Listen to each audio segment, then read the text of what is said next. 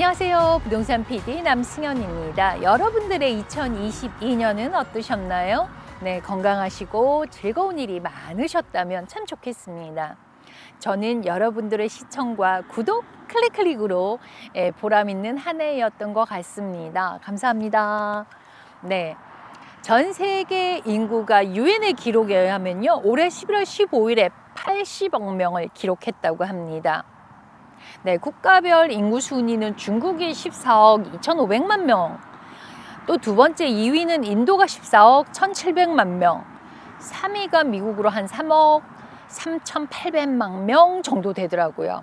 여기서 제가 이렇게 인구 조사를 하면서 참 놀라웠던 게 뭐냐면, 이 나라가 2억 명이 훨씬 넘는다는 거였어요. 어느 나라냐면 파키스탄이 2억 3,580만 명이고요. 나이지리아가 185만 명이 되더라고요. 와우. 근데 우리 대한민국은 5,150만 명 정도입니다.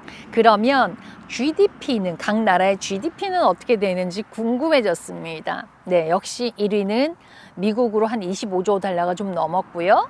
2위로 이제 바짝 쫓아오는 중국이 한 18조 정도 되고요. 3위가 일본으로 한 4조 달러가 좀 넘더라고요. 그리고 독일 어쩌고저쩌고 이렇게 나가는데, 대한민국은 한 29위 정도로 1조 7천억 달러 정도 됩니다. 네, 그러면 개인 소득은 어떨까? 당연히 궁금하죠. 미국이 7위더라고요. 75,179불 정도 되고요.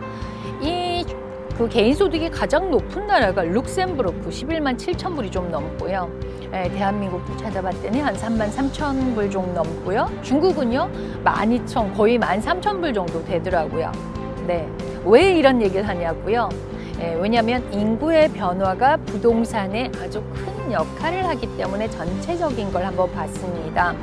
그러면 이 인구 통계는요, 연령이라든지 인종이라든지 성별, 소득, 이주 패턴 및 인구 증가와 같은 인구 구성 요소를 설명하는 데이터를 인구 통계라고 합니다. 그러면 인구 통계를 간과할 여지가 이렇게 있지만, 부동산 가격 책정 방법과 수요가 부동산 유형에 영향을 미치는 중요한 요소가 된다는 거죠.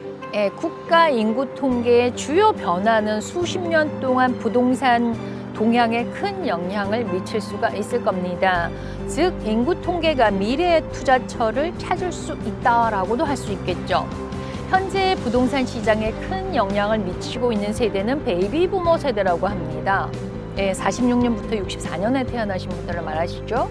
그런데 앞으로는 밀레니엄 세대의 영향력이 더 높아질 것으로 예상을 하시죠. 하게 되고요. 아프리카 속담에 이런 말이 있다고 합니다. 나무를 심기에 가장 좋은 시기는 20년 전이었다. 그 다음으로 좋은 시기는 바로 지금이다. 네, 저는 이것을 부동산 투자에 적용을 한번 해봤습니다. 바로 지금이 정말 중요하고 20년 후를 생각하고 투자를 하라는 것으로 이해를 할 수 있을 것 같았어요. 한번 새겨보면 좋을 것 같아서요. 그러면 캘리포니아 인구 증가와 주택의 상관관계는 어떨까요? 캘리포니아 주민들은 또 주요 도시 지역 주변에 모여 살죠.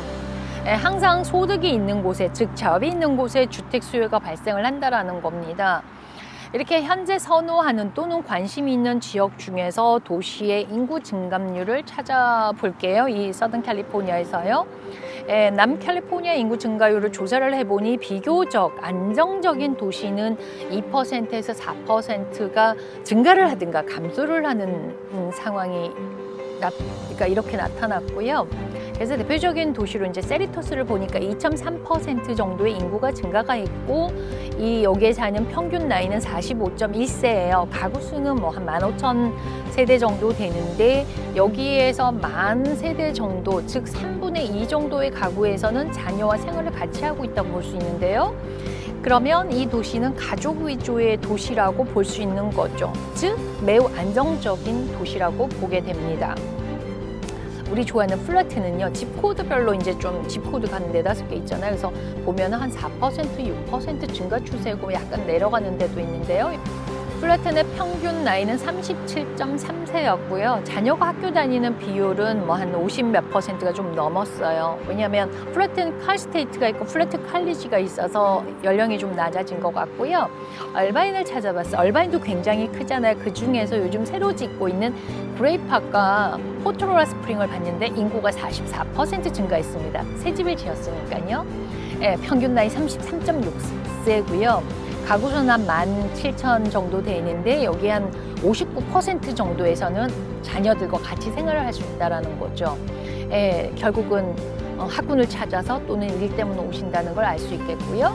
다른 얼바인 지역을 보면은 한 2%에서 5% 증가를 하거나 감소를 하는데 오래된 도시는 조금 감소를 하고 새로운 지역은 올라간다는 걸 알 수 있고요. 평균 연령도 낮다는 것을 그림 차트에서 보실 수 있을 겁니다. 또 요즘에 은퇴를 하시면서 시니어 커뮤니티를 찾는 분들도 꽤 많으세요. 대표적인 곳으로 라구나 우즈라는 시리를 볼 수 있는데요. 여기는 아무래도 이제 은퇴하신 분들이 계시니까 인구 감소율이 9.4%로 굉장히 높은 비율이고요.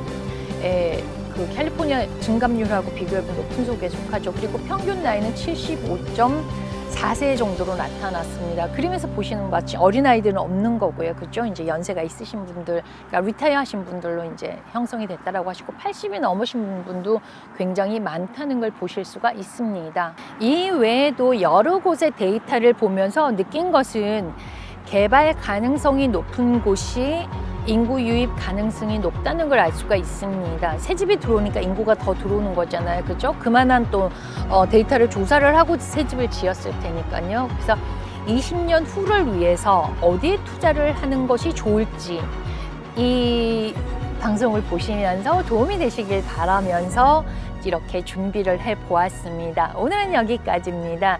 부동산 PD 남승현이었습니다.